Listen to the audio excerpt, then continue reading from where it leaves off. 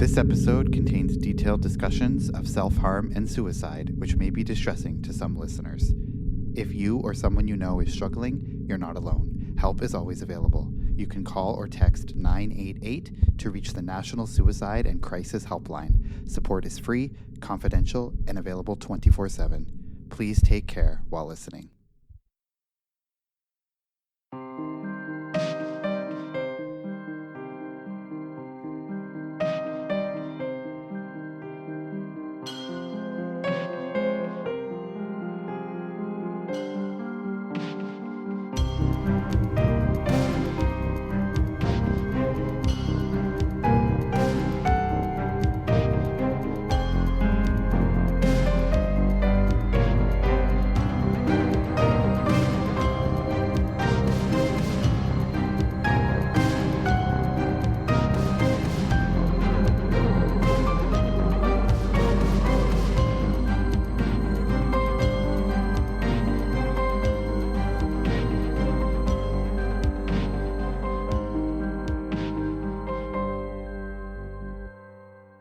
Hi, everyone. Welcome to a brand new season of Crime Family. This is season 7 of the show. We're very excited to be back, and we have an update for you. So as you'll see, if you're watching the video version, we have Lisa with us, and she is going to be our new co-host for this season. If you listened last season to the show, I think she did one or two episodes with us, and so now she's back on a more permanent basis. Stephanie was unable to join us this season. She might be here for episodes here and there, but just wasn't able to commit to the full season. So we're excited to have Lisa with us. So welcome to our other sister, Lisa. Hi, guys. So yeah, we're very excited for the brand new season. And for the first episode of season 7, we decided to do a case that has recently come up in the news again.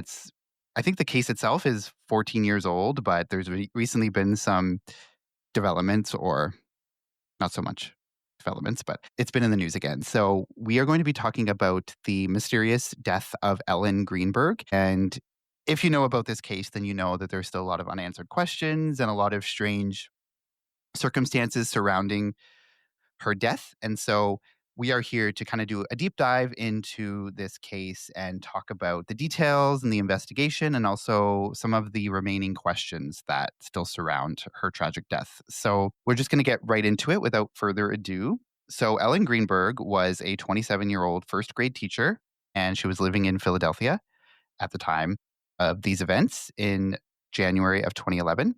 So those who knew her described her as bright, caring, and deeply devoted to her students. And she was engaged to be married to her fiancé, Sam Goldberg, and appeared to have a promising life ahead of her. So in the weeks leading up to her death, Ellen had confided in her parents that she was feeling increasingly anxious and overwhelmed by work-related stress. She began seeing a psychiatrist for her anxiety and had been prescribed medication. One was for anxiety, and then another was for help sleeping. So on the day of her death, January 26, 2011, Ellen left work early due to a snowstorm, and she left work around 1 p.m. So this was a pretty major nor'easter in the city, and pretty much one of those ones where like the city basically shuts down, like everyone heads home early from work and, hunkers down. So she left work at around 1 p.m. And at around 1:26 p.m., Ellen goes to the local gas station to fill up her car with gas. And then she returns to her apartment that she shared with fiancé Sam shortly after this. According to Sam, when she returned home that afternoon, she was really unhappy and talked about wanting to quit her job. So like I said, she was having work-related stress in the months leading up to this. And when she returned home, she was allegedly just ranting about her job and just talking about how stressful it was and wanting to start looking elsewhere. So the next movements that we know for sure in this case is that Sam left the apartment to go to the gym in the apartment complex, and he leaves at around 4:50 p.m. And this was confirmed by CCTV footage that shows him leaving the apartment. And then he's seen on the same footage at the elevator bay to go back up to his floor 37 minutes later. When he returns to the apartment, he allegedly finds the door locked from the inside. And when he couldn't get into the apartment, he tries repeatedly to reach Ellen. So he tries calling her and texting her, but she never replies. So he starts to grow super concerned, and he at one point goes down to the building's doorman and he asks if Phil could help him to force the door open because it was locked. And she was presumably inside, but not responding to him. So Phil refused because he says that this would violate the company policy, that he couldn't go and break the door open. But Sam remained determined to get inside. So he goes upstairs and breaks the door open himself. And then once inside, he discovers the horrific scene. He sees Ellen lying on the kitchen floor and immediately dials 911. And during the call, he struggles to tell the dispatcher where Ellen's injuries were until the dispatcher offers to guide him through CPR if he was willing to try. So we're going to take a listen to the 911 call, and then once we do that, then we'll continue on in our discussion. I'll get your guys' thoughts on the 911 call after we take a listen, but we are going to take a listen to that. Help! I need a emergency now. I just walked to my apartment. My fiance's on the floor with blood everywhere. What is the address?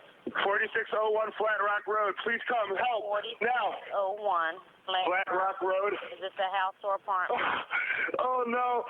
Oh no. Apartment. It's an apartment. Please hurry, please. Where is she bleeding from? I don't know. I can't tell. No, sir, you have to calm yourself down in order to get you some help.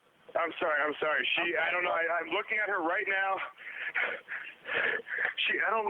I can't see anything. There's nothing broken. She's bleeding. Ellie!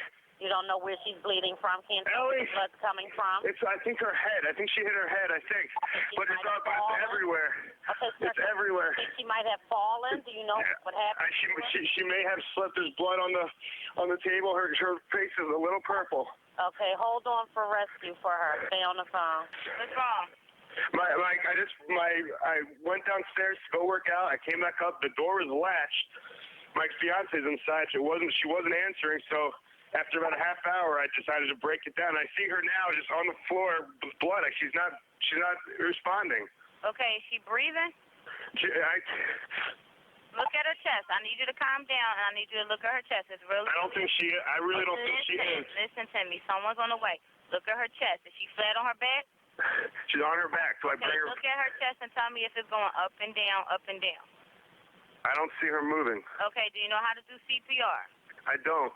Okay. I can tell you what to do. Okay, until they get there. I want you to keep her flat on her. God. Hello.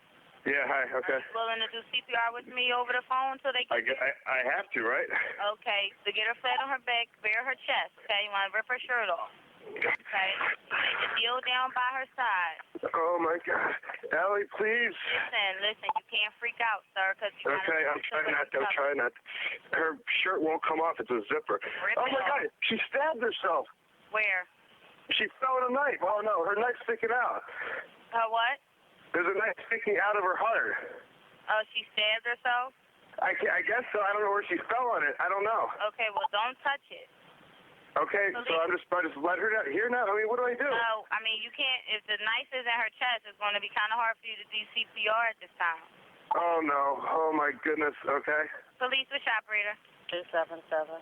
Is someone coming here? Yes, they are. You said 4601 Flat Rock, right? Yes.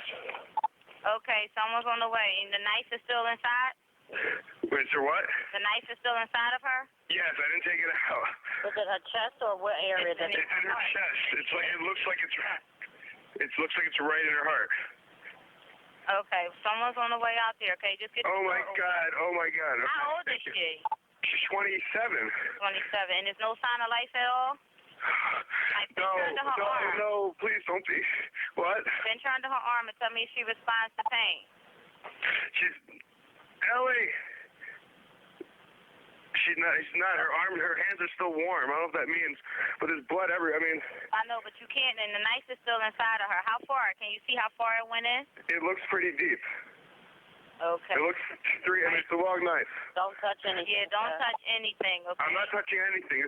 I can't believe this, though. So wait, it was just you there with her? We're the only ones here. And she ran in the door, you said latched it shut? No, I went downstairs to work out, and when I came back up, the door was latched. Oh. Like, it was, it wasn't like, it was like locked from the inside, and I'm yelling. So I'm was yelling. Your house broken into? No. So there's no sign of a break-in? No sign of a breaking at all. I mean, there will be when you get here because I had to break the latch, but to get in. Okay, 4601. So I guess, what are your guys' thoughts of that 911 call? And it's kind of hard to think of your thoughts now when you know more about the case and stuff like that. But I guess maybe try and be objective and think like just listening to that just now. Anything stand out to you, or what are your thoughts? When I first listened to it, even though I knew about the case, I will say it sounded very genuine to me until the end. Where it's like, oh no, she stabbed herself. She fell on a knife. I just thought like that would be the last conclusion I came to. Like, I thought that was a little weird. Yeah, I also think he sounds genuine. I don't know. I feel like the whole thing is just like he's probably just in shock, and that's why he just sounds maybe like he's not at the end, like it's scripted or something. I don't know. But even before the 911 call, like to me, does anyone feel like breaking down the door after like an hour of not getting in, like a little bit like over dramatic? I feel like if that was me and like the door was just locked, I'd just be like, okay, like maybe they fell asleep, they're in the shower. I'm not gonna be like, okay, it's been an hour, I'm busting in the door. To me, just seems like a little bit crazy, unless he knew something was going on before he left. Like maybe they were in a huge fight. Maybe she like threatened something and then he went down to the gym to like cool off, comes back and she's not answering. I don't know. Like, would you break down the door after an hour? No, and I also like we'll get into the timeline of the text and stuff. I found that was just a little eyebrow raising when we get into that timeline. I'll say why. Yeah. Because he seems like he's kind of like pissed, like right off the bat, sort of like the door's locked, so he's just like losing it, sort of right away. And then later on as well, he's the 3 explanations is why he thinks she wasn't answering. Well, then why the hell were you panicking right away? Like, you know what I mean? Like the 3. Yeah, it's weird. I don't know. Anyway, but I will say, I didn't hear the 911 call until recently when I already had heard about the case, and he did sound believable to me. Mm-hmm. At the beginning, it sounds fine, and then as it goes, I think it's more and more unrealistic. And I think his explanation of, "Oh, she fell on a knife," or "She stabbed herself. She fell on a knife," and I'm trying not to laugh, but like to me, that's like the most wild conclusion to jump to right away, that she fell on the knife. Like, or that she stabbed herself? Wouldn't you think instantly someone stabbed her? I wouldn't think she stabbed herself right away. Well, I just don't know a knife that can stand straight up on the floor and you fall on it. Yeah. I didn't think that was, I didn't know that was possible. And I don't think it is. Yeah, it's not like she was holding it. But I mean, she could have been holding it and then slipped and like it went in, maybe. I don't know. Yeah. Maybe because the fact that like the door was locked, he knew there was nobody else there. So that's why he was thinking like it must have happened. She must have done it to herself accidentally. I don't know. Yeah. Well, I just found him saying that she fell on a knife super weird. Mm-hmm. And also one thing that stood out to me too was she said something about, are you going to do CPR or can you do CPR? He's like, well, I have to, right? Like that's a weird thing to say. Like, God forbid I have to try. Well, I took it as him being like, well, obviously I'm going to. What else would I do? I have to do CPR. Why wouldn't I? To me, that didn't come across weird to me. Oh, okay, yeah. Yeah, that's true. So yeah, anyway, I think the 911 call, I mean, everyone always Can I also say though, I just the 911 operators, all of them, just if someone told me to chill out and relax during that, I'd have a problem. I'd be like, listen here, bitch. Don't tell me to chill out twice. I know. You gotta relax. I feel honey. the same. Like, the 911 operators, they always act like it's like you're inconveniencing them.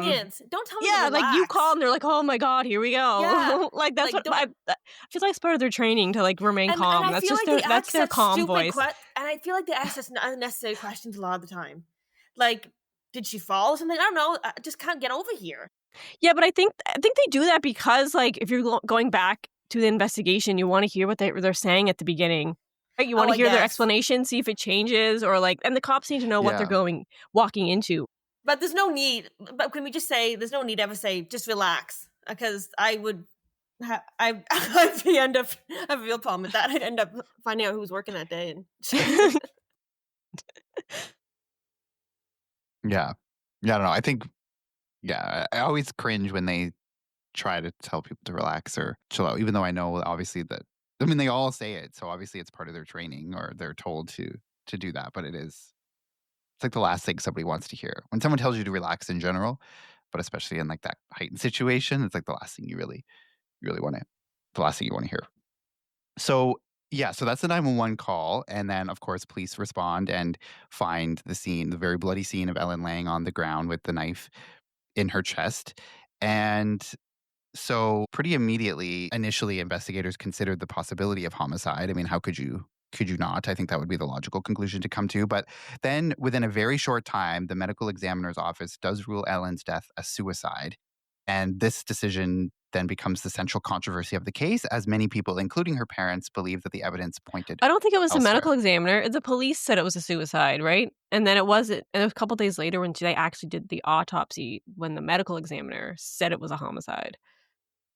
Yeah, but then the medical examiner then changed that later on, then said it was a homicide, but then went back and said it was suicide Yeah. again. Like, it was never treated as a crime scene from the beginning, essentially, which is very strange to me. Yeah. Yeah. The police thought it was a suicide, so they're like, oh, okay, this is just a suicide, so doesn't matter. Because I guess, like they said in like one of the documentaries, like suicide isn't a crime in what state are they in? So Philadelphia yeah, Philadelphia. So you don't or it's not Pennsylvania, sorry. or Pennsylvania. Yeah. So you don't have to treat it as a crime scene if it's just a suicide. So yeah. Yeah. Yeah, so and the reason and that's important later on, the fact that it wasn't treated like a crime scene because there is like quote unquote like evidence tampering or like things are removed from the apartment later on, which then becomes a big point of contention too. And the reason that happened was because it wasn't locked down immediately because it wasn't seen as a crime scene, like you said. And so Lisa sort of alluded to it before, and so we might as well just talk about it now. Is the text messages that he sends. So remember, according to the timeline, he comes back up from the gym after 37 minutes or so, and the surveillance footage shows him coming up back to the apartment. And so when he finds out that the door is locked from the inside and he can't get in, he starts freaking out and starts sending text messages. So these are just some of the first few texts when he returns to his apartment. So at 5:32 p.m., he texts hello with multiple exclamation points. 5 seconds later, quote, open the door. Then 5:35 p.m., what are you doing? With exclamation points and question marks. 5:36 p.m., I'm getting pissed off. 5:41 p.m., hello again with multiple exclamation points. And then the next text comes 13 minutes later at 5:54 p.m., says, you better have an excuse. And 5:57 p.m., what the fuck? 6:03 p.m., says like H exclamation points. 6:11 p.m., quote, you have no idea. End quote. So these are the texts that he's sending. So kind of like you guys had alluded to, starts freaking out from like Well, immediately. he goes, "Hey," he goes, "Oh, hello," and then 5 seconds later, like why like you don't give him just a short amount of time to wait for a text. I find that very strange. Yeah. Yeah, it is. It's almost like, yeah, hi. And then like 2 seconds later, it's like, hello, I'm here. Like, Well, it hello. could be. Like, just wait a second. Well, it could be though. Like sometimes you send a text, hey, and then you send another text right away with like more information. Like I don't know. Do you say hey just by itself and then wait for them to respond and then text them what you want to know? Like you might just say No. hey and then right away the next thing. I say hey and then type the whole thing in one text. Yeah, but I sometimes say hi, like hey, and then No, I send. do get. I I guess. do get it. Yeah. I do get it. Like, I'll text them first, and then I'm like, oh, wait, I should have just included this in the first text. Like, this is why I'm saying, hey, like, hey, open the door. I get it, but Yeah. when Because he he could have says, because if she got just hey, she might not know he's right at the door. Like maybe she thinks he went out somewhere or he's still downstairs. Like then to say hey, open the door. you know what, Like that it makes does it more make clear. that does make sense. But when I mean, yeah, I guess you could completely go devil's advocate on both areas, but yeah, that does make sense. But the very first time I was like, yeah, right off the bat, why would you text 5 seconds later? Like, I mean, that makes you look way guilty.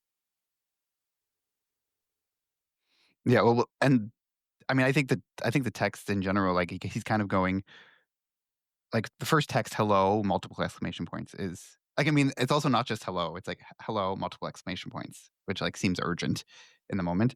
And then I don't know, he's just like, I'm getting pissed off after a few minutes. Hello, what the fuck? You Well, better have an I guess. excuse. Like, Well, yeah, but how long had he been knocking first before he started texting? I wonder, because I guess maybe if he had been knocking and banged on the door, maybe he would be pissed by the time he texted. I don't know. well, he comes back up after 37 minutes. So he goes. I also found different information because some places said that he left at 4:45 to go down, but then the documentary says that the surveillance footage says 4:50. So I think it's 4:50. So and then he comes back 37 minutes later, which would be what, 4:27, and then the first text is 5:32. So 5 minutes after he It would first be goes up. 5:27 he gets back. Oh, sorry, what did I say? 4:27? 4:27. 5:27 he gets back, and then the first text is 5:32. So his first text is 5 minutes after he I first guess. goes So I back guess he up. could be banging on the door for like 5 minutes. Yeah. And so Which I is guess I then guess when you think that is a like long time. and then that's why he's hello, multiple exclamation points, like then he's pissed. But then also you think if the excuse was, well, maybe she could have been sleeping. Well, she wouldn't have been sleeping if he's banging on the door for 5 minutes. She should wake up for that. So But then you probably she figure did she's not have sleeping. sleeping pills, so wasn't she prescribed like Ambien, which is a sleeping pill? Maybe, but then again, why would she latch the door and go to sleep if she knows that he's coming back? Maybe she didn't mean to fall asleep. I don't know. I would think like, oh, she's probably in the shower, just can't hear me or something. Yeah. So I guess knocking at the door and then Yeah, figuring. regardless though, an hour and you break down the door, it's excessive. It's very excessive. No, I actually don't think that's excessive. I don't know, like maybe like cuz he knows she's in there.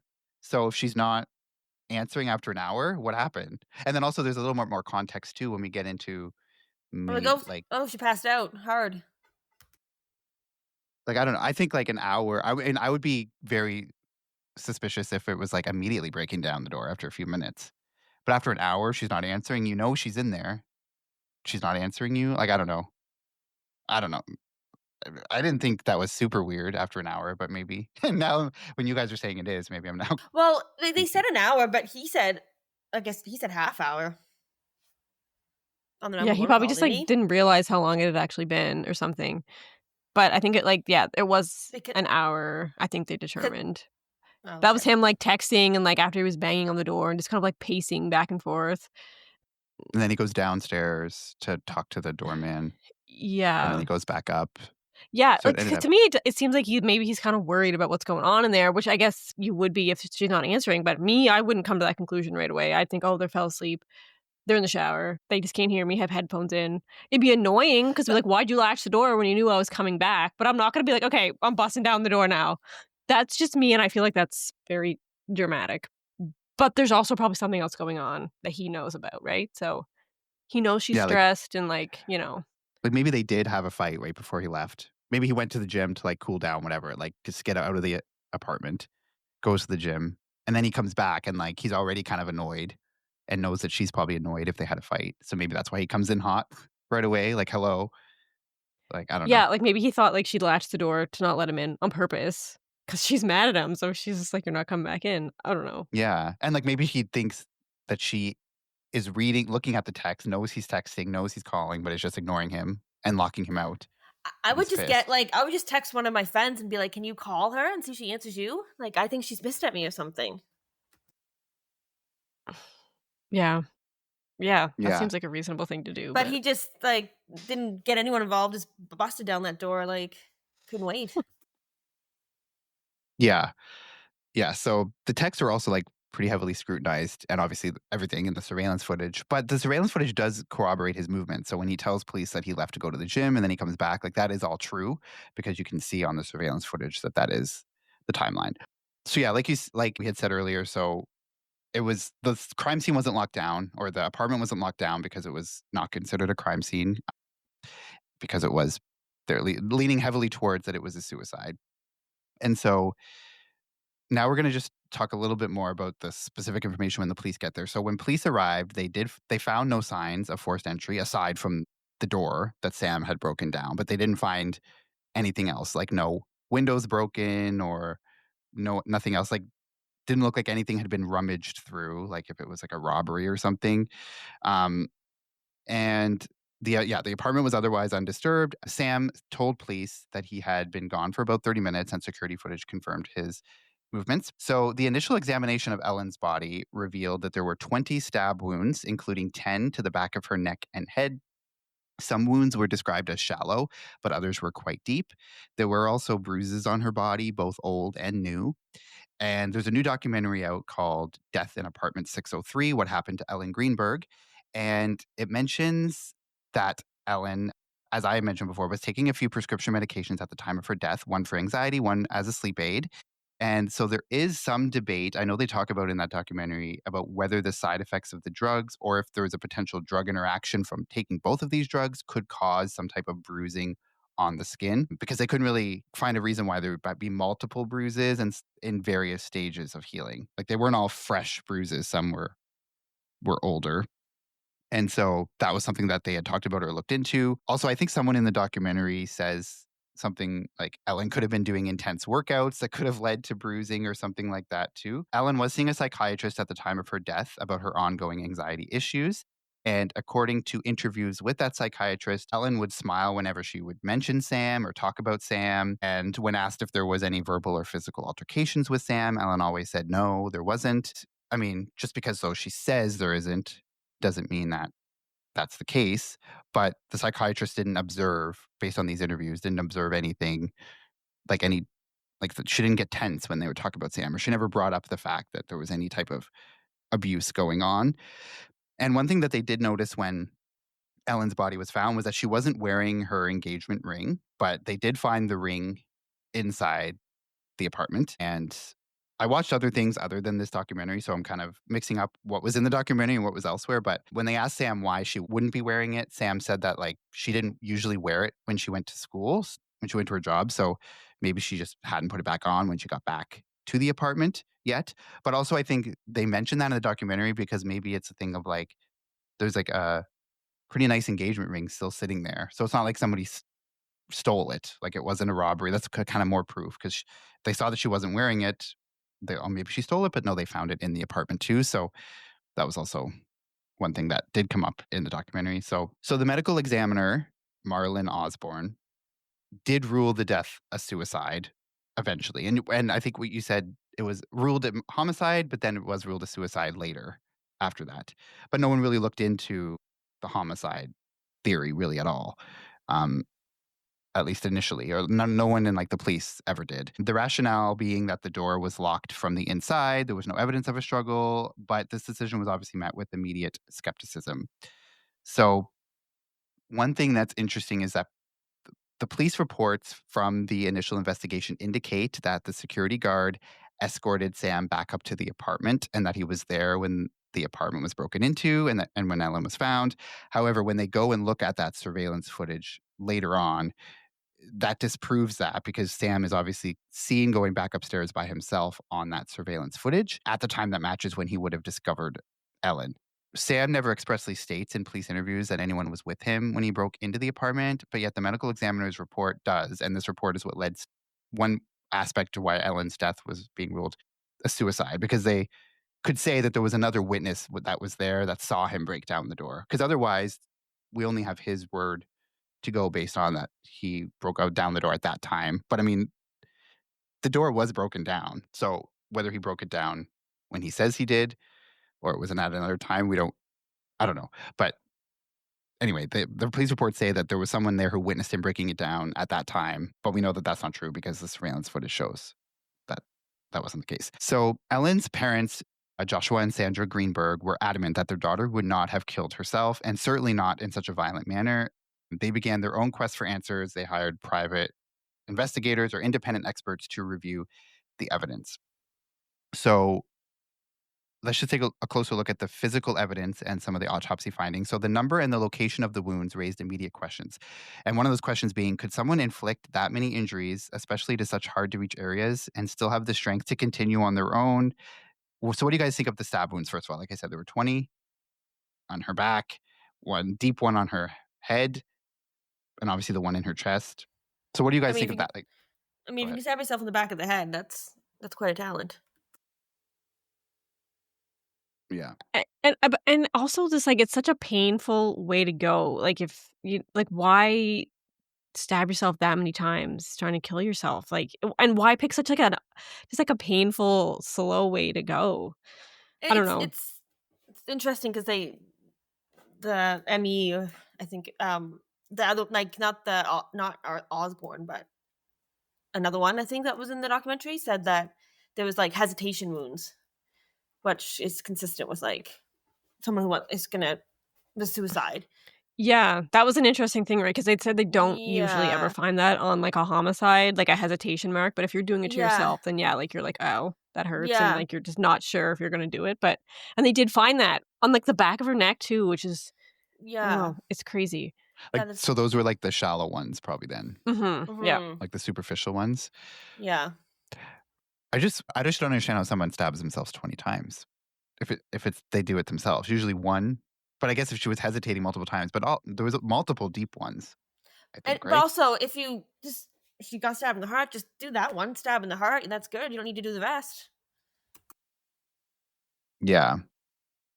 Yeah. I I think the know, fact that yeah. there's 20, like if it was one single stab wound, then maybe you could start thinking, okay, maybe suicide. But 20, there's just no way. I don't think there really is. There's just no way. I don't know. But I I'm mean, not a there was some, like, reports or maybe this was just speculation that, like, she one of the cuts to her back of her neck was, like, deep enough where it could have, like, severed her spinal cord a little bit, so she would have been numb, and, like, those other ones, she couldn't even feel really, so she's just, like, stabbing and there's no pain. And then finally, she just has the courage to, like, stab her heart or something, I don't know. But then there's also reports saying that, like, though that many stab wounds, she wouldn't have been, like, functional enough to keep stabbing because she would have lost too much blood to be able to, like, keep stabbing herself. So, just, like, mixed reports, like, nobody really knows what happened, what's going on. but So I don't understand like the the one on her back of her head. Like it's kind of awkward. It's kind of an awkward I don't know. Like to me that's super weird. And that was a deep one. So that's like I don't know. I think that just the stab wounds in and of themselves are enough to make me think it's And not. then they said, like, and then there was the lack of hemorrhaging or something, so they suggested, like, some of the wounds happened after she was dead.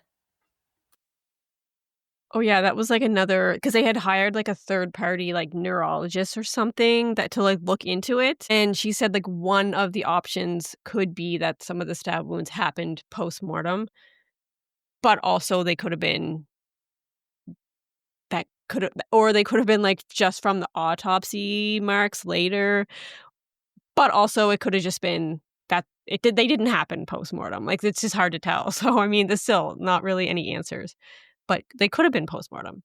That's not, like, a complete no, so that's interesting. Yeah. And if they were post-mortem, then that pretty much shuts down the suicide theory, unless they were autopsy marks later, but that would be weird. But if they were, but I guess if no one knows for sure if they were, but if they are, if they could determine that for sure that they were post-mortem, then there goes the suicide theory, I think, pretty easily. Yeah, and I think it's just because there was such a small window between, like, when she was killed and when she was found that it's, like, hard to tell what happened when. Because if it was, like, hours later, obviously, I feel like it would be easier to tell. I don't know. You know what I mean? Like, if she had died, I don't know, maybe not, but just because it was such a small window, it was hard for really anything to happen. You know what I mean? I don't know. Yeah. So obviously the some forensic experts argued that the wounds obviously were inconsistent with suicide. Like we said, the angle, depth, and location of the stab wounds, particularly those to the back of the neck, would have been extremely difficult for a person to self-inflict. However, there was a neuropathologist who, and Katie, you mentioned this, who conducted or who looked at the autopsy, and he just says the spinal cord sheath was hit, but the cord may not have been severed. Therefore, Ellen most likely went numb, thus allowing her to stab herself repeatedly.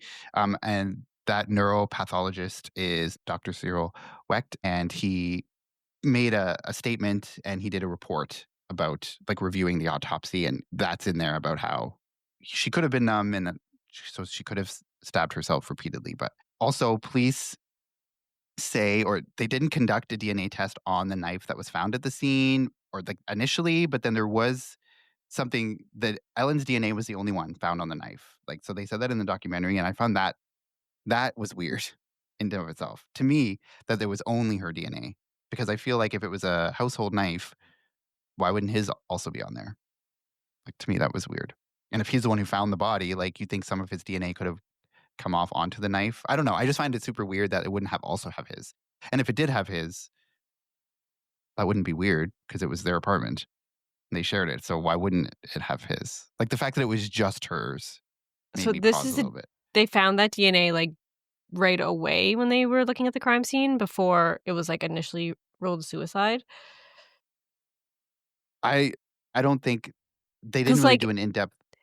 yeah, because like, we didn't go over this, but I think it's important to note that, like, it was considered a suicide, and then a, like, crime scene crew came in and, like, completely sanitized the place, and then they said, "Oh, it's a homicide." Then the police, by the time they go back, it's, like, been completely professionally cleaned, and so, I mean, I wouldn't be surprised they didn't find DNA because it's fucking cleaned up by people that are there to like, clean up a crime scene.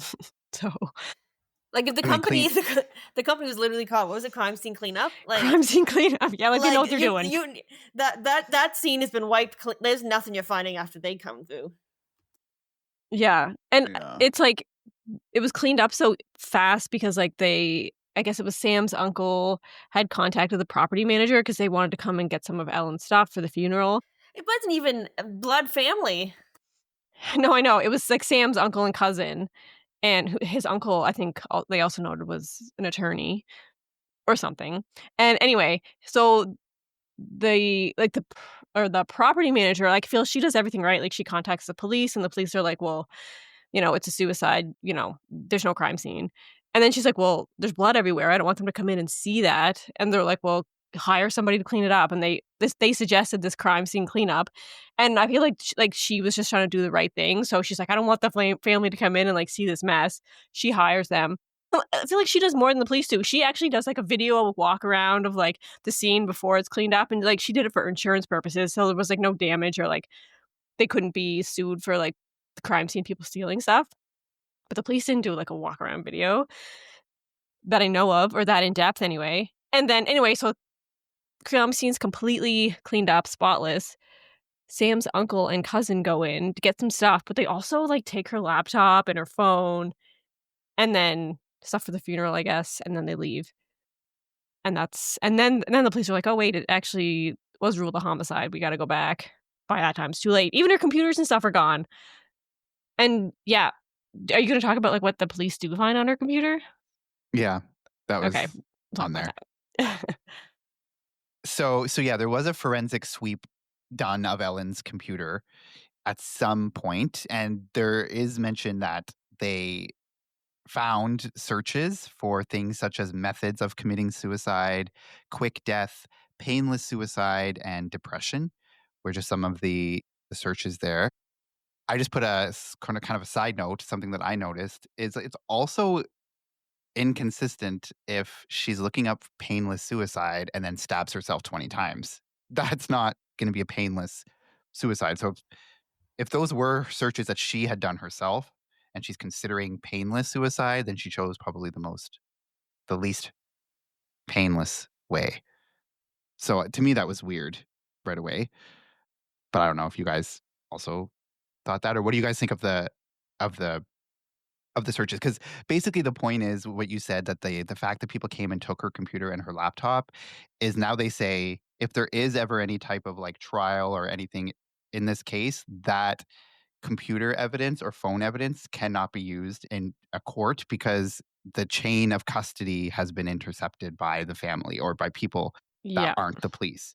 So Well, yeah, and they basically were it saying tainted like that. yeah, and they're saying like if you are good enough with computers, you can like change the timestamps on those searches. So they could have went back and like try to change I was gonna when say, they I was gonna happened. ask. Yeah, because like if they had done obviously if those searches came up after she had died, it wouldn't be legitimate. But they said they could, oh, you can change that kind of thing in a computer, and I guess you can't track it. I don't know. So it's just It like just enough to be seems- like it's not going to hold up in court. That just seems like very convenient finds they found like weeks later, on a computer. Yeah, and also another thing that we didn't talk about was like they obviously they had like a patio or something, like a back window, but they were like this was like the apartment was like 603, so I think they were up like 5 or 6 floors. But also there had been a snowstorm, so you could tell if there was like somebody out there, and like the snow had been there was like no footprints, nothing had been disturbed outside in the snow, so it was obvious not someone didn't like break in through the window and then leave. and that's why the door was still latched. So, yeah, I think that's just something to note too. Yeah, I was gonna mention that too later. Like, there was nothing, like, no other signs, like footprints in the snow, but it's also snowing a ton, so couldn't someone have come in and then new snow has fallen and then it covers everything? Then it wouldn't But look like there was any but disturbance, but Yeah, the maybe. they would just the police are going off this timeline that they only have because Sam told them. Like, it's very possible she could have died before he even left for the gym. Like, they're going off between 4:50 and 5:27 because Sam said he left at 4:50, but she could have but died he did, between. like, the surveillance footage I know, shows that he but did. that doesn't mean he didn't. And according to Sam, she was fine and well when he left. But Yeah, and they're I also going off saw this. somewhere her, like, phone activity, the last activity she had on her phone was, like, 4:47, and then Sam goes to the gym at 4:50. Like, that seems a bit suspicious. Like, what, she just wasn't using texting after he left? I don't know. I don't know. Yeah, I don't know, but maybe. And, like, the thing too is there's someone in the documentary, sorry, I can't remember their name, but she does mention how usually when if someone does end up taking their own life, there's usually a very small window of time between, like, the moment you decide to do it and then actually doing it. So I guess maybe the implication there is that, like, she could have decided in the moment and then Well, yeah, carried it out right that away. guy, one of the guys that they hired later on, like the people that there was 3 people in the documentary that went back and investigated everything. And he said, I found it very. If she's planning to kill herself that day, she fills up her gas tank right before she goes home. You know, that he thought that was weird. But then the other Yeah. girl did say, well, she might have just thought she might not have planned it until she got home. And you just one of those things, you just don't know. And she did say most suicides are planned very quickly. Like, they just, there's not much time between deciding and doing it, they say. Yeah, like, even if someone has, like, the ideation of it for a long time, when they make that moment or the decision to do it, they usually follow it up with the action very shortly after. So maybe she Yeah, did I guess decide she in the could have just been moment, waiting like. for Sam to leave, right? And then the moment he left, like, she just, like, went through with it. Yeah. And I think the documentary too has, like, for every argument that you could make for one case, there's something that could debunk it. Like, when you say, well, why would she fill up her, like what you just said, why would somebody fill up their gas tank if they know that they're gonna, like, commit suicide? But then it's like, well, then she could have decided in the moment. So when she went Well, and then filled up her tank, she didn't have any Well, intention. then the other girl's like, "Well, I know when there's a big storm going on, I fill up my gas tank when a big storm's hitting. That's just something I do." So maybe she could be the same way, you know? But if she's planning on taking her life, that she wouldn't feel like she would need to do that. Yeah. So it could work both. Yeah. So there's an argument for everything. And Yeah. there's also an argument, like, why latch the door if you know that he's gonna be coming back so soon? Like, you know what I mean? Like, why lock the door like that for just, like, a half an hour kind of thing? Yeah. And then there is also, we didn't get into it yet, but might as well bring it up now that we're talking about the latch. But there is mention in the documentary, or one of the experts says that she has experience where the latch will latch itself. That was So she, the building manager said that. oh yeah, that was the building manager. So she said Yeah, it's if you happened to her slam the before. door yeah, if you slam the door hard enough, like, it's happened to her where, like, the latch latches itself. That's another reason that makes me think, like, there was a huge fight and, like, maybe he slammed the door and then it latched itself. But, I mean, that doesn't prove anything either way. The door latched on its own, so what? But, I mean, yeah, that doesn't mean she latched it kinda thing. Yeah, but that's still but I guess that doesn't really prove anything either way. Like, okay, if it latched on its own, but I don't know. I guess what was the implication of that? Like, that it can happen, but, like, okay, it does happen. Then what? Well, I Wait, think or, that like, because somebody came in and murdered her, slammed the door super hard, and it latched, so somebody could have come in, done something, and then the door latched when they left. I think like But there's no surveillance footage that shows anyone else Oh, that's entering or true. leaving. Yeah.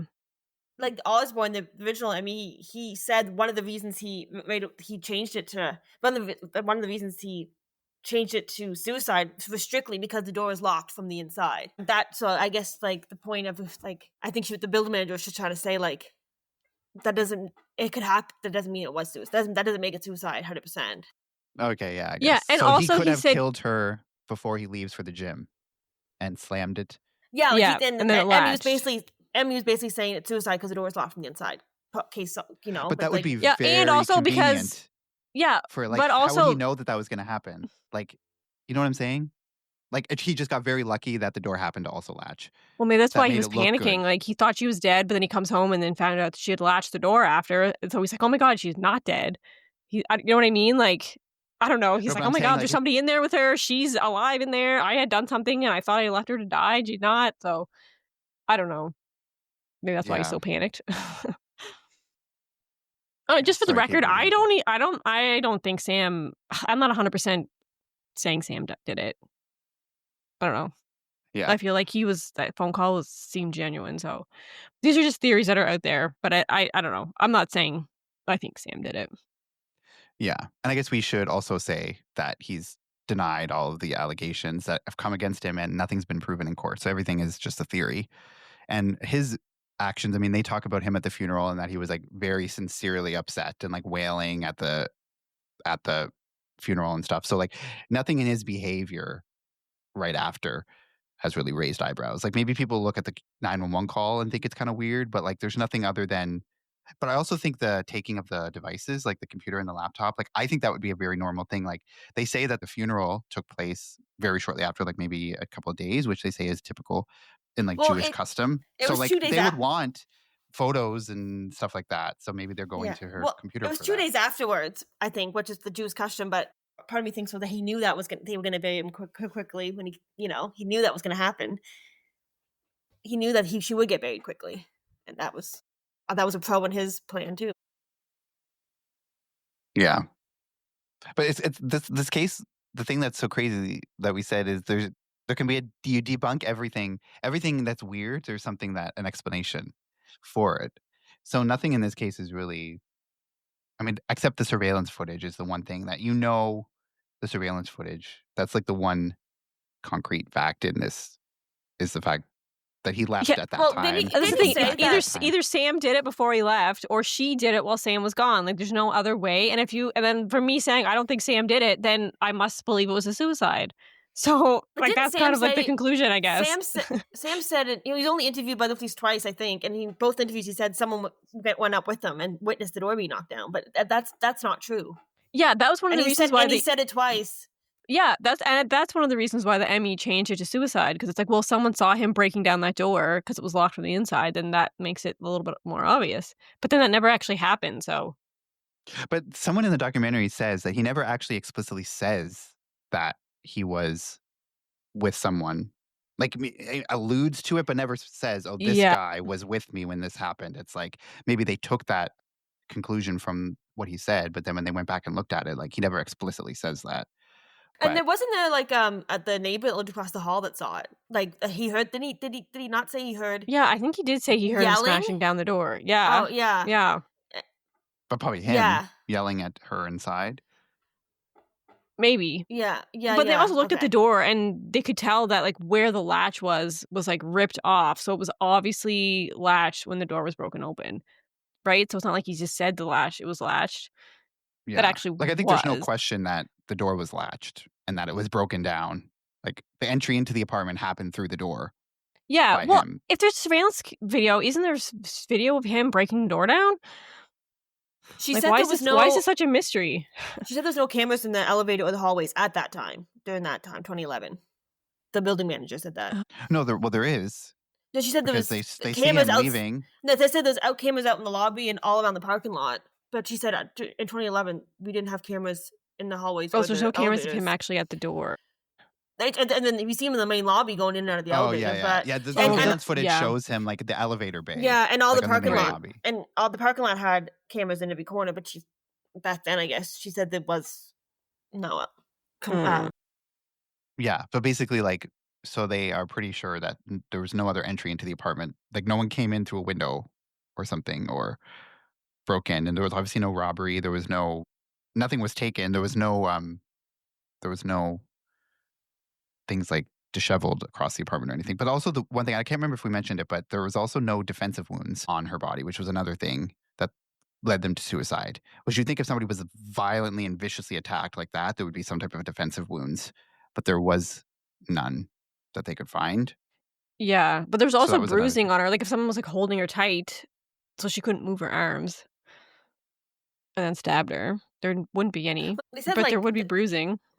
Yeah, they said that there's bruises at different stages of healing, which I felt like no one really dwelled on too much. Yeah, I mean, they Yeah. mentioned that in the documentary when they say, well, maybe the medication she was taking, that could be a side effect, or like the fact that she was taking both of them at the same time, they kind of like, or that it could have been physical exercise that she did that led to that. But because I guess the implication is when you think about it, if someone says there's a bunch of bruising that's like in the process of healing, it's like, okay, well, she got those earlier. So then it's like, are they trying to imply that there's some type of physical abuse happening between her and Sam, and that's why? Which, if that was the case, then you might want to look into him a little bit more. But Yeah, they I never think that's like kind say of what they that. were trying to get at. But yeah, like But then like you like this, mentioned before, she never said there was any abuse at all. There's yeah, no other kind of record of that. So yeah, there and no one ever came Well, I like mean, there. No one ever defense. came forward and said she talked to them about him No, but abusing they her did or like say anything. in the documentary, they did say like defense said she did change, like she seemed a little different with him. Like she was hanging out with him more and more. Like kind of was closed off a bit when she started dating him. Yeah, but yeah, I don't know. I don't know. I guess that happens though. You start dating someone and you like spend more time with them than you do anybody else. So someone looking in might be like, "Oh, she's spending all of her time with him," but like that's kind of a normal thing, I think. And then she Especially said that, especially in the beginning, right? yeah, but they said that like, and then she got engaged in June, I think it was. But then after a while, like she didn't want to talk about the wedding plan. She seemed kind of like, oh, like she kind of didn't seem as excited anymore. So maybe something was going on, and like they said she just didn't talk about it as much anymore near the end. Like she just didn't. Yeah, but that could have also Yeah, been like why she was so stressed out too. Like that could have been like she had this new job, so she was stressed out from her work, and also planning a wedding. I'm sure is hella stressful. So I feel like all of those things just together were making her just super anxious, and she just didn't want to talk about what was stressing her out. Maybe not necessarily because she didn't want to get married anymore, but she was just stressed out about the whole thing. yeah. Yeah, someone said that like Sam never. I think it's one of her friends that says he never came to us though, because there was things that like she was struggling or she was more stressed about, and it's like someone said, why didn't he go to any of us and ask like how can I help her? People might not want other people to know what's going on in their life. Like if she's confiding in him about all this and I'm super stressed, like maybe he's not going to go and blab that to all of her friends and say she told me all this stuff's happening. How do I help her? You know, like I think that that's kind of a weird thing. You wouldn't necessarily show like broadcast that to everyone in her life, right? So may not want to ask other people in her life. So I don't know. Cause yeah, people were like, why didn't he come to us and ask how he could help if he was really concerned about her or she was really stressed or all this stuff. But anyway, so there's always like a rebuttal for every point that you can bring up in It this just case. seems like just the way the cops handled it, though. It's like they asked for the surveillance tape. Remember, they said, "Oh, we don't have it actually." And then finally, when they got subpoenaed, like, "Oh, you meant that surveillance tape? Oh, I didn't know what you were talking about." And they found the surveillance tape in the closet with all the Christmas decorations, instead of where it should be. Like, just like they were Yeah. just so sketchy about it. Like, why hide it if it really is a cut and dry? I don't know. It's just Yeah, the police were sketchy as hell in the investigation, I think. And also one thing too is that when we talked about the searches on the computer of these alleged searches of quick death or painless suicide, the medical examiner's report from 2011, like the original one, does not mention anything about the searches. The case and the police files don't mention that. The district attorney's office don't include any mention of any of this. But these devices were taken from the crime scene. Like it's later on that they find out that these searches happened, but none of the initial reports that you can find or anything, nothing is mentioned about that. they also say that there was no sign of a struggle, but it was such a small area. Like there was a little bit, like the knife block was turned over with all the knives scattered everywhere, and like it was a little bit of a mess. Like so, if she had like look like why would knife blocks and knives be thrown all over the place if she was just grabbed one to kill herself? Yeah, but she was also making like a fruit salad, so she was using knives already. So she could have been cutting something and then put the knife somewhere, use a different knife to cut But the something whole else. block, the whole block was Yeah, the turned block upside falling down. over. Yeah, but Was I the Like whole it think looked, block knocked over? yeah, it was. Yeah, it was like on its side. yeah, So and someone had like like reached for a knife quickly and knocked it over. I don't know. I mean, yeah, I guess, I but don't know. It's yeah. it looked like it was kind of like a struggle. Like they were both like it But looked also, like a couldn't it have been struggle. like in the chaos of like the discovery of the body and like the police and everyone getting there? It could have been knocked over somehow. But it wasn't in the way. It was like in the back, like against the wall on the counter, but Yeah, but on I its guess. side. I don't know. But also, one thing I wanted to know too was like her body was found, like her head was like against the cupboards, right? But I'm wondering, like, did he like when she was laying Well, flat down and then he he like said lifted her up? He said it's she's on her back. Yeah.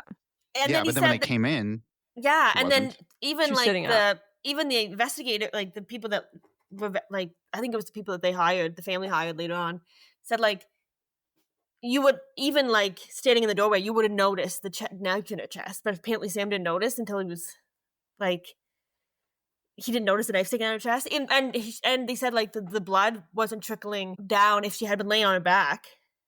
Oh yeah, it was like from her mouth and it went to her ear, Yeah, which wouldn't have happened if she was sitting up the whole time because it would have just went yeah, down. So that was, yeah, it was yeah. like the body was So definitely he moved. moved.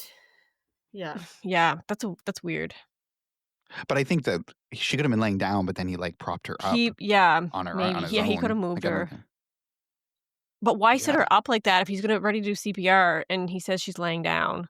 Once he realizes there's a knife in her chest and he's not doing CPR, he like props her up. Like that seems weird, right? Weird thing to do. Yeah. I don't know, but I feel like every case people always talk about like what people have done in the moment, but like I feel like a lot of people commenting on those things, like the people in the documentaries and stuff, it's like maybe they've never been in that situation themselves. How do they know how they'd react? Like, people do weird things when they're like That's in true. Maybe yeah, a she's lying on shocking the floor. situation. He's trying to like get her, like you just get her up off the floor, kind of thing. And that is obviously Like she's maybe gonna he be didn't. Maybe he heavy. thought like if like she was stabbed, like she might asphyxiate on her blood or something. Like so he props her up so that she's not going to Yeah, but choke on her it just blood. is the Or fact like that internal bleeding. I don't know. the cops and even Heems damaged that she was not moved. He even said, I did not move her. So why lie? Yeah. Yeah, I don't know. But I think basically the overall conclusion in the case is that it was not handled right at all. Surprise, surprise, by the police. But in hindsight, it's probably easier to think of, oh, this wasn't handled. But if they thought genuinely in the moment it was a suicide, they're not thinking that they have to preserve every last thing. It's not a homicide investigation. And obviously the procedures for a homicide investigation and not a homicidal investigation is very different.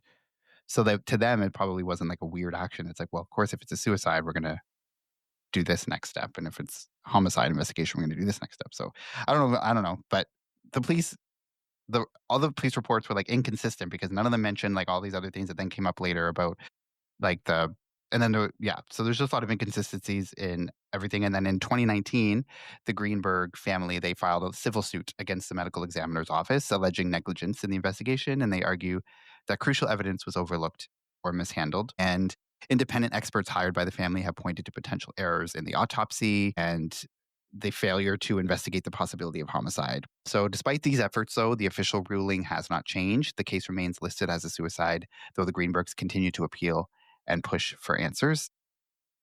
So yeah, and the most recent development that came up was that I think it was just we're filming this in late October, and it was just a couple weeks ago, was the big news in the case, or the update was that the ruling was kept the same. So it's still considered a suicide and not a homicide to this day. But there's still lots of people online, like her family are still adamant that they should at least look into it more as a homicide. And no one's like saying, like no one has, I don't think the family, to my understanding, has come out and said, yeah, he did it. Sam did it. It's more I so just feel like we like just want them to look into that as a possibility. I just feel like if Sam had nothing to do with it, he was so quick to be like it was a suicide. He didn't seem to be like, well, let's just try to look at it. Like he was gung ho for it. He didn't say like, he didn't seem to be like, well, let's like, I want to really find out like what was a homicide. Like he just didn't seem to really. Yeah, like he seemed pretty Yeah, satisfied with like the ruling. yeah, like 2 days later, she's buried, and like he took off. Like he just didn't seem to think like maybe he just didn't seem to think anything else. It was, I don't know. I find that weird. But also he probably was thinking, well, if they do think of it as a homicide, I'm going to be the first one that they investigate. But if he didn't do it, then investigate me all you want. Yeah, but I mean, we know how people get wrongly convicted all the time. I mean, maybe the average person wouldn't know that. But like, I feel Yeah. like we maybe do that on the podcast. Like, Yeah. like, if the police think you did it or they just want an easy investigation, they can pin anything on you.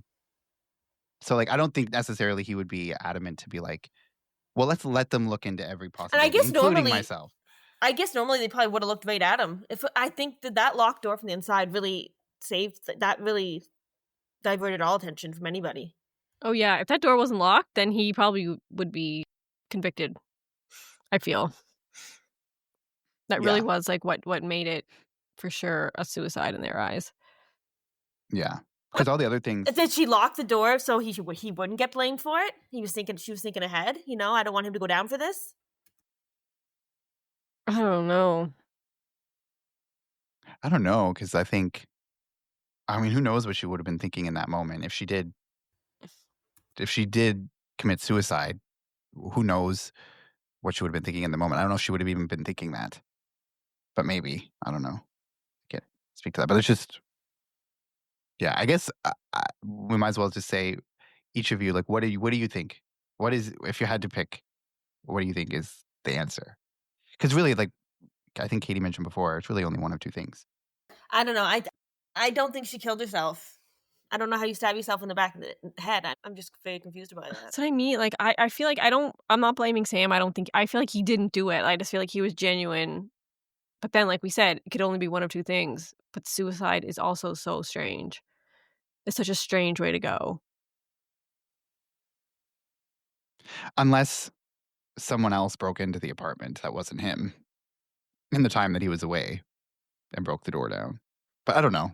I guess that's probably not. I guess someone that lived there, so there was no surveillance of them going on the elevator, coming in. Like, a neighbor did it and then ran back to their apartment. Yeah, but there was no reason to think that that's what happened, because that doesn't No. make sense. Like, that's less logical than the other two options, probably. Like, some random other person came in that moment that he was gone. Maybe if it was a neighbor and knew that he had Or left. they were already Mhm. or they're already in the apartment and they were hiding, waiting for her. But he was there too. Like, it's probably a Yeah, small I mean- apartment. How would someone hide there for like hours? In the closet or something. Because she came home at like shortly after 1:30, and then he leaves at 4:50, so 3 hours. He's like just chilling there. I don't know. And then the door locks from the inside, though. After he leaves. He slams it, I guess, and it locked on its own. I don't know. It's weird. Like, those are all really weird But then they would have situations. gotten really, that whoever did, if it was someone who did it, they got really lucky that the Mhm. door happened to Yeah. latch as they left. Because you can't know that that's going to happen. Like, I don't think most people would think of that. Oh, if I No. slam it really hard, the door will latch on itself. Like, no one Unless thinks they that. know that would happen, because maybe they slam the door all the time and it happens. Or they've done it before. I don't know. I feel like that's unlikely, though. Yeah. Somebody those that are got really the really only lucky, three. or it's just a Oh, really they just strange said- suicide. Whether it latches or not, they're going to blame the husband. I can get away with this. Yeah. I guess, but then what's the motive? Like, someone quickly comes in there and does that and then leaves, like, just, and they don't steal anything. Like, there's no sexual assault. Like, it's just like, why? Yeah, I don't think it was someone random at all. I was just Yeah. And I think, and like in other documentaries, not about this case, but just in case in general, they say when you start an investigation, like the very first thing, it's like there are three options. It's like, it's a homicide, suicide, or an accident. And it's like, well, we can rule out accident because you don't get stabbed 20 times by accident in that way. So it's either one of those other two. And I don't know. As we've said this whole time, when you think of, oh, but this, I think it's this because of this, then there's like a point to debunk that. So there really is no clear answer at all. But I guess, so Lisa said she doesn't think that she did it. So you think that it was a homicide. Okay. Katie, what do you think? I don't know. I'm still stuck on, I don't think it was Sam, but I also don't think it's likely someone else came in and did it. But it's such a weird suicide. I don't know. I might be leaning towards suicide, I guess. It's like 55 suicide, 50 or 45 not suicide. Yeah. It would just be the oddest. It's also like, did she choose to do it that day because of the snow day, and that was just an opportunity for her? Maybe there had been a snow day. Was that just? I don't know. Like, I don't know. It's a weird. But I also think like maybe it was like if she had been taking medication, like maybe she had been taking too much. She was taking them both at the same time. She wasn't in her right mind and just had like a moment where she just like snapped, but she was just like kind of out of it and just did it. So maybe she had like suicidal ideation before, but never actually like went as far as acting on it until maybe she was super stressed. Maybe they had a fight maybe she took pills, she was, like, out of it. Anti-anxiety and antidepressant medication, like, one of the side effects is suicidal thoughts, especially if you're, like, coming off of them or you're not taking them the right way, right? That's, like, one of the risks of lots of medications, so I feel like that she could've just not taken them properly or, yeah, taken too I f many and just it was affecting her. and I feel like any time in cases when, the therapist is saying, "Well, she never expressed," or her friend is saying, "She never talked about suicide. I asked her if she was suicidal. She said no." I don't that doesn't hold a lot of water to me because a lot of people don't say what they're actually thinking. They don't wanna scare people. I mean, she really could have been suicidal for years. Yeah. Yeah, it's true. Yeah, like, I always find the fact that people say, "Well, no, I know her," or "I know them, I know they wouldn't do this," and it's like but there are a lot of people who do take their own life that also people also did think that, but it is that they did kill themselves. So, I don't know, and they also I don't know, didn't think that they would do that. Like, no most I people find my don't think that someone would actually do that. yeah, I find myself leaning towards not suicide, but then I almost like I'm talking myself into thinking it was. Like, I don't know, I'm like I don't And know. also It's very strange. one thing I do think I was having this thought as I was watching the documentary, and also don't wanna say that like, I can't psychoanalyze anyone, but I also think even if it's, like, not a conscious thing, I think maybe too, people might wanna think that it's a homicide because if it was a suicide, then there's this thought of, like, "Well, maybe I could have prevented it. Maybe I could have what if I had done this, or what maybe I had done that?" Whereas if it is a homicide, it's more of like, "Well, there's nothing you could have done." So maybe it's like a subconscious thing to, like, protect yourself or to, like, not have your own self to have that guilt. Well, yeah, and they mentioned the documentary too that the family thinks it's like a homicide. They want to prove that to clear Ellen's name of suicide, right? Like it's this shameful thing for suicide. So if it was a homicide, then we'll clear her name from that. Which is like it's such a weird thing to think of, but it's like not. I don't know. Yeah, it's like shameful to have someone that killed themselves in your family. Even if it was a homicide, that makes it better, sort of. But I can see that, like that stigma there, but I feel like it's if awful either way. she had actually like if there was obvious that she had killed herself, then they'd be like, yeah, she did kill herself, and they'd live with that. But because it was so a weird way, I feel like they wouldn't. I don't know. It's hard to believe, I guess. Yeah, I don't know what I'm trying to say actually. No, I know. It's like yeah, it's so not so obvious that it's a suicide, so they just wanna hold on to that hope that maybe it wasn't a suicide and that they can actually put someone can go down for this and it wasn't, it wasn't her fault, it wasn't the family's fault, it was completely random, somebody killed her, so I can definitely see why they're trying to hold on to that hope of a homicide. And and for them, like, that they believe they genuinely feel it was a homicide, like, it must be so frustrating to have now, like, there was hope that maybe there would be a ruling that, like, it was deemed unknown or suspicious, but then the fact that it came back and it was still they haven't changed their determination.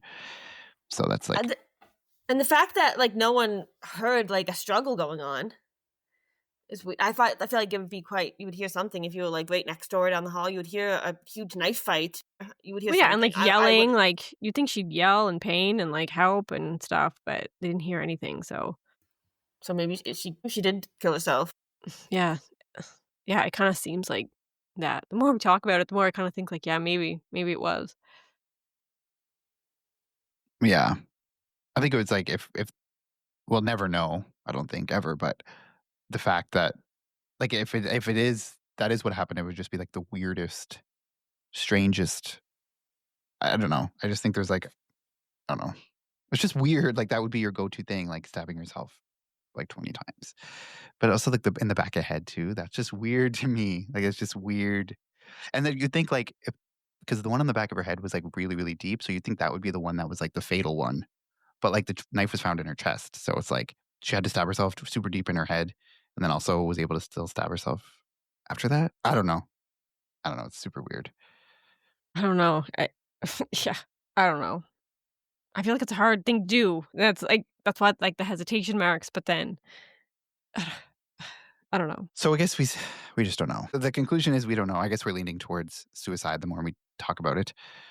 But yeah, so that is where the case sits today, even though the family is still fighting for the truth and for like the reports or like for the investigation to like reopen and maybe get some more answers for it, or to at least have the determination changed to unknown or homicide, or do something more than what they've done. So that's kind of where the case is. And like I said, it kind of is back up in the news again because of this new documentary, and also because of the update, and other podcasts have done it. So yeah, that's sort of our thoughts or our input. And I guess, like I said, we'll never know. I don't think there's no way to ever really know. And the further you get far, it's already been 14 years. So the further you get away from it too, the less likely you are to know even more. So yeah, but so that does it for our discussion on this case. Thank you so much for listening to us talk about this case in the first episode of season 7. And we're